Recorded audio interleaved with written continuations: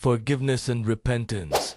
The Secret Door That Never Closes. Part 5. The end is the beginning of new chapter. Even during the Islamic Golden Age, when scholars produced advancements in mathematics, astronomy, medicine, and philosophy, the concept of repentance guided intellectual humility. Scholars like Imam Nawawi, Al-Tabari, and Ibn Sina wrote about the moral purification needed for knowledge to illuminate rather than corrupt. They believed that human, either intellectual or moral, should always lead to tawbah, recalibration, and renewed sincerity. This synergy between repentance and growth helped create a culture where mistakes became opportunities for improvement, not reasons for despair. One of the most stunning demonstrations of forgiveness in Islamic history emerges from the Mongol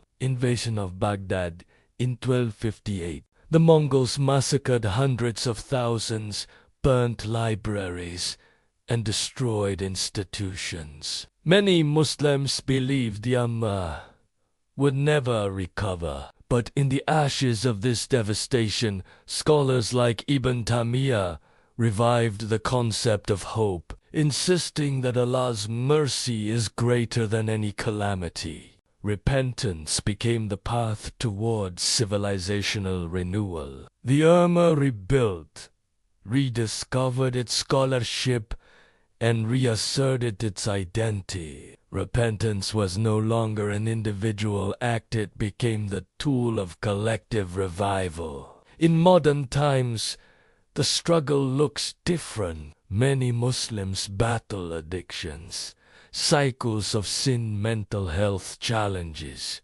or guilt that accumulates silently over years. Islam's message of repentance speaks directly to this condition. The Prophet said that every son of Adam sins, and the best sinners are those who repent continually. This normalizes imperfection. Islam does not idealize sinless people, it idealizes people who rise after falling. Scholars describe repentance as a cycle that never ends. Humans fall, repent, rise, fall again, repent again, and end life while still turning back.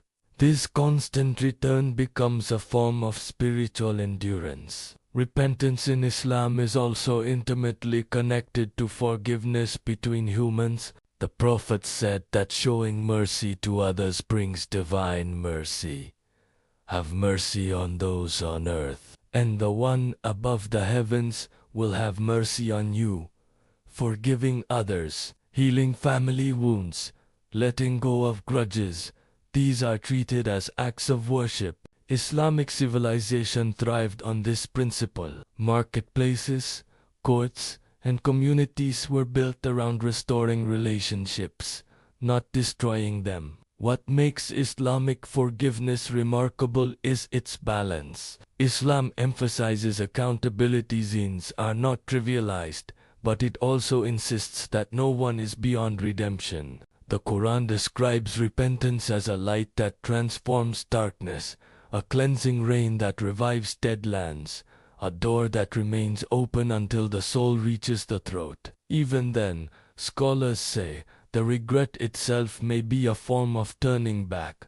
Forgiveness is not weakness, it is strength. It is the emotional courage to confront one's failures, the spiritual humility to acknowledge dependence on God, and the moral commitment to change. Repentance is the engine of renewal, personal and societal.